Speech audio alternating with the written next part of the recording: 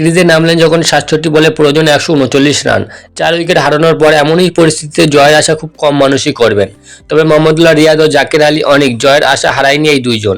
এই দুজনের ব্যাটে শেষ পর্যন্ত প্রায় ম্যাচ জিতে যাচ্ছিল বাংলাদেশ। সিলেটে শ্রীলঙ্কার বিপক্ষে প্রথম টি-20 লড়াইটা হয়েছে দারুণ। শেষ পর্যন্ত স্বাগতিক দল হেরে গেছে ম্যাচ। তবে ৩ রানের ব্যবধানে খেলার রোমাঞ্চ ছড়িয়ে পড়তে শেষ ওভারে জাকেরের আউট হতেই মূল ম্যাচ থেকে ছিটকে যায় বাংলাদেশ। যদিও জাকেরের বিশ্বাস ছিল দলকে জিতিয়ে মাঠ ছাড়বেন।